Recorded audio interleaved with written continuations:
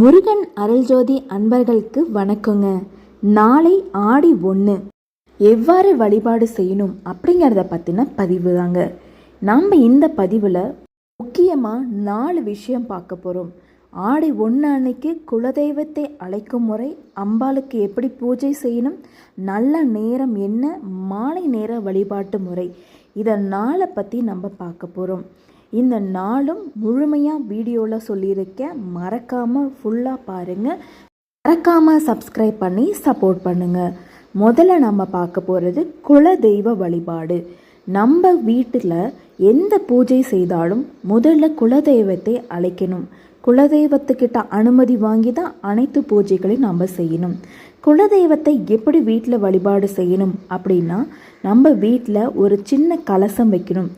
அதாவது உங்ககிட்ட இருக்கக்கூடிய ஒரு சின்ன குடம் இல்லை அப்படின்னா சின்ன சொம்பில் தண்ணியில் இல்லைன்னா அரிசியில் குலதெய்வத்தை தண்ணி இல்லைன்னா அரிசியை அந்த கலசத்தில் நிரப்பி தேங்காய் வைத்து முதல்ல குலதெய்வத்தை அழைக்கணுங்க. அடுத்து அம்பாளை வீட்டில் அழைக்கும் முறை எப்படிங்கிறத பற்றி பார்க்குறோம்.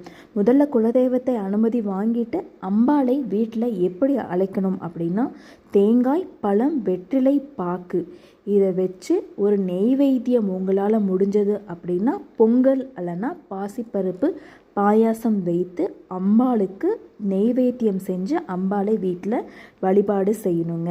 படையல் போடுறவங்க படையல் போட்டு நீங்கள் மத்தியானம் சாமி கும்பிடலாம். இதெல்லாம் செய்யறதுக்கான நல்ல நேரம் என்ன அப்படிங்கிறத பற்றின பதிவு பார்க்கலாங்க. வழிபாட்டுக்குரிய நல்ல நேரம் அப்படின்னா, குலதெய்வம் மற்றும் அம்பாள் வழிபாடு செய்ய நல்ல நேரம் காலை 6லிருந்து 7 மணிக்குங்க. இல்லை அந்த நேரத்தில் எங்களால் செய்ய முடியாதுன்னு நினைக்கிறவங்க 9:15லிருந்து 11:45 வரைக்கும் நல்ல நேரம் இருக்குங்க. ஒரு சிலர் மதியம் படையல் போடும் வழக்கம் இருக்கவங்க 1:30 மணிக்கு மேலே செய்யலாங்க. மாலை நேர வழிபாட்டு என்ன செய்யணும் அப்படிங்கிறத பற்றின, மாலை 6 மணிக்கு மேல் உங்கள் ஊரில் இருக்கக்கூடிய, அதாவது உங்கள் ஏரியாவில் இருக்கக்கூடிய ஏதேனும் ஒரு காவல் தெய்வம், உங்கள் எல்லை தெய்வத்துக்கு மாலை நேரத்தில் நெய் தீப வழிபாடு கட்டாயம் செய்யணுங்க.